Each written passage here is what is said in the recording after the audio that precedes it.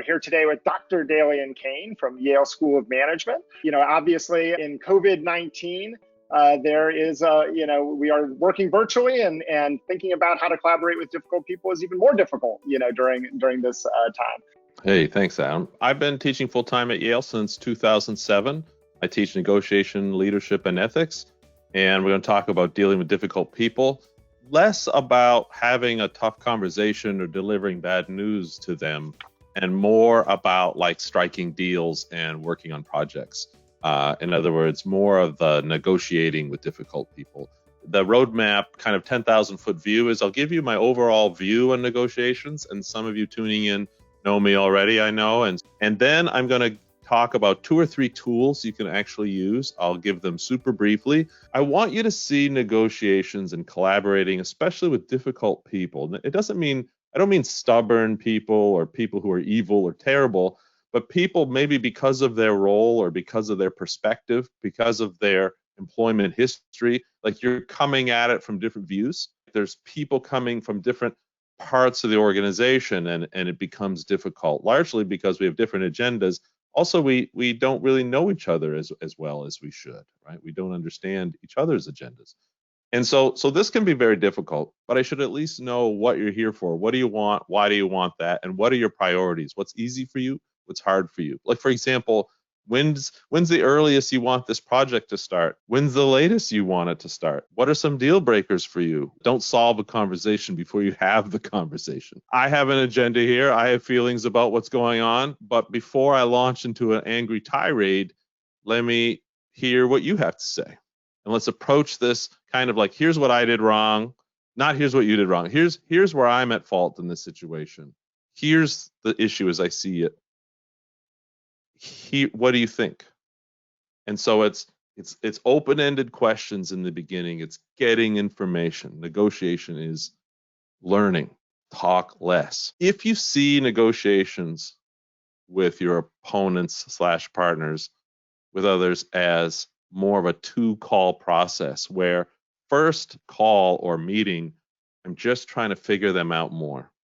I'm trying to understand their view more. People often talk about empathy as so key in negotiations. And I want to push back on that a little bit. I think empathy is great if you have it. It's hard to have it, especially dealing with difficult people. Don't do what they say, but hear what they say. But even if seniority tends to be more experienced and tends to understand the broader business, fine, they still have a different view. And one of the problems is as you go up in the organization, you lose touch with the product, the client, the service, the callers. And so it's not that they're smarter than you, listen to them. It's that they have a different perspective than you. They have different data than you, listen to them. Don't do what they say, but hear it. So that's this basic idea of negotiation is learning. It's figuring them out. Again, to repeat, what do they want? Why? In what order? And some estimation of like how much they'll give up for those things. Oh, but at least the first three. And if for those of you who are in HR, this is what the other side's getting trained on. So it might be interesting for you to see from the employee point of view. I'm going to talk about 3 tools: equivalent offers, post-settlement settlements, and contingent contracts. Equivalent offers, very simple idea. People just don't use it enough. 2 rules. Never ask for something. Negotiation is learning. Never ask for something until you know what the other side, have some idea how the other side feels about it. And you're looking for things that are valuable to me and cheap to them, right? So you ask for the win-wins first, then the smart trades, things that are so valuable to me that I'm happy to compensate you for them. The beauty of this technique is if the other person is being so difficult or lying to you or misdirecting you, they're only hurting themselves, because what you're saying is, where do you want to steer the conversation?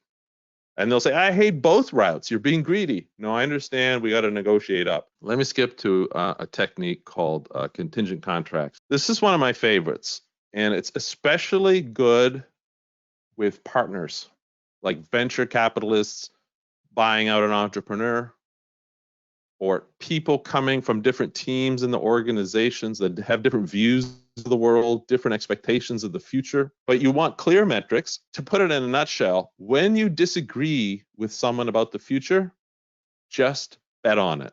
Or just say, if you're right, this is what happens.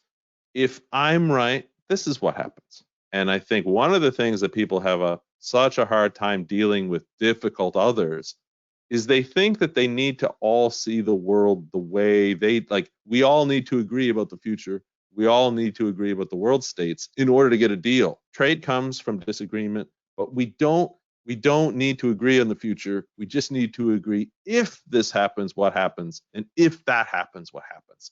And you'll find that the deals go much more smoothly if you do a contingent contract. How do you manage a negotiation when the other party isn't interested in or doesn't value the learning or listening and just wants to jump, like straight to the solution? I think it's important to establish, like, I never ignore a question. I'll partially answer it and ask for permission to fully answer it once I get more information. The shorter answer is you learn it before you meet that person, because you're right, their agenda may get in the way of your learning. So you got to do some learning ahead of time.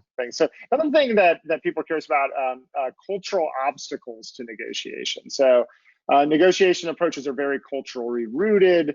Sometimes you have to quickly pivot within the same conversation based on what you're learning about cultural norms of the person you're talking to. So any thoughts that you have about just sort of cultural obstacles to negotiation to kind of close this out?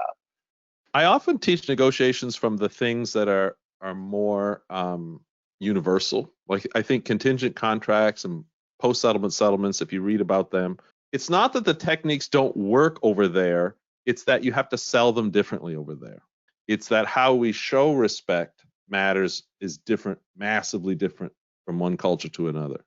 There are actual research to show that we prioritize different values and we put different emphasis and weights on different values. But largely, for the massive amount of the variance, we share the same values as parents, as coworkers, as bosses, employees, as sons and daughters. But the way we express these, the rules, the formalities, the manners, and it's not that they care, it's the way they show respect is different. I recommend a book that's on my reading list, haven't gotten through it yet, Kiss, Bow, Shake Hands.